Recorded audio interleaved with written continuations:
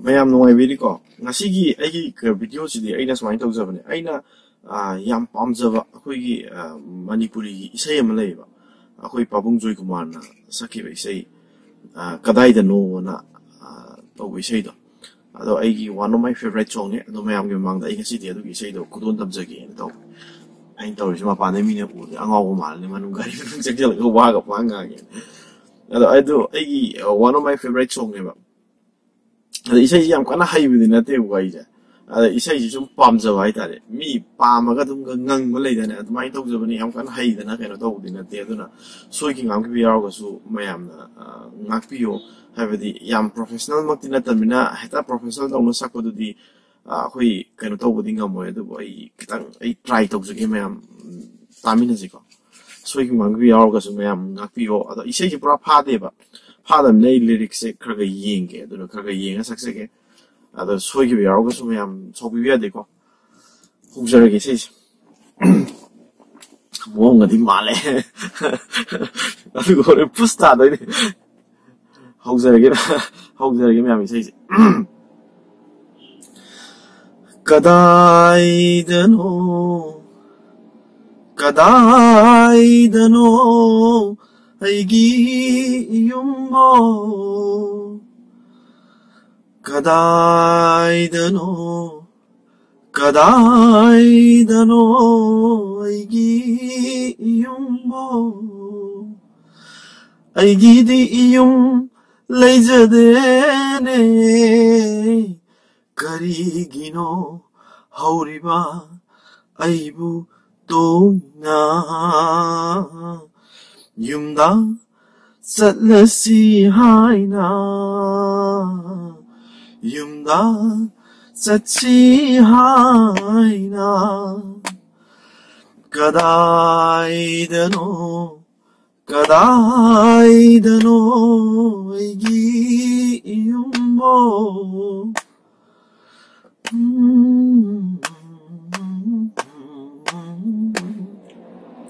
Koina pai patigla ni aidi ihum konde leijadaba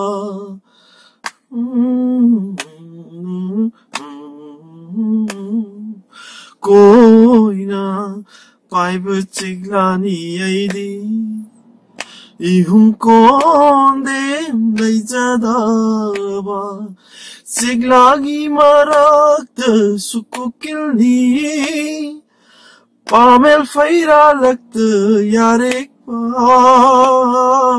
Siglagi marakta sukukilni Pamel faira lakta yarek pa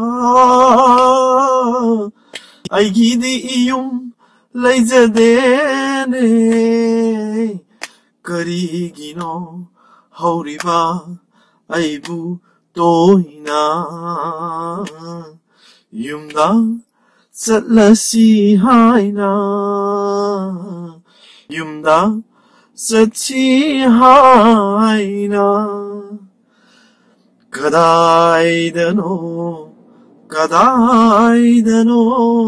Aigi yumbo Kadai dano Kadai dano aigi yummo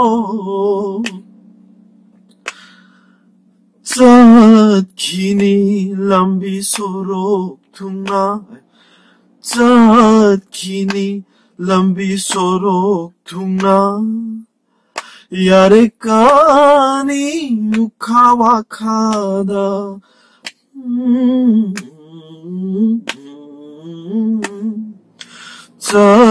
Kini lambi sorok tunga Yarekani ukawakada Afang badu tachagani Sakini say punsigi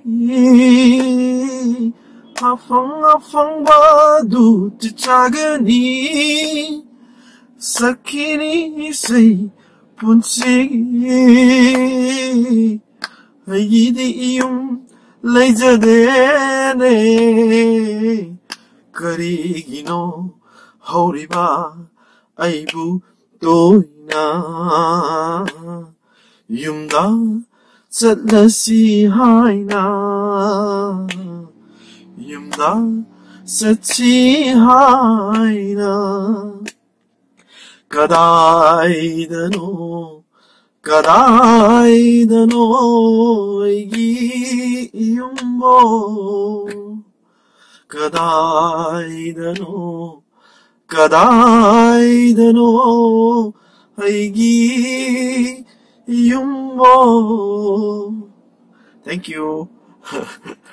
Say marakta khon ge law yam yawre do mayam waro bi ade professional makti na tamina soi ki ngam ki besu khare yawre do mayam ngakti gini ado isei ji yam pamjaru gi mayam na ina sum present tau jage na success na yam haidna success na te ko. Thank you very much. Hujipo khangbi duna hujipo isei je yengbi bagi de makta. Thank you very much. Lotion jarage ga sigi da tang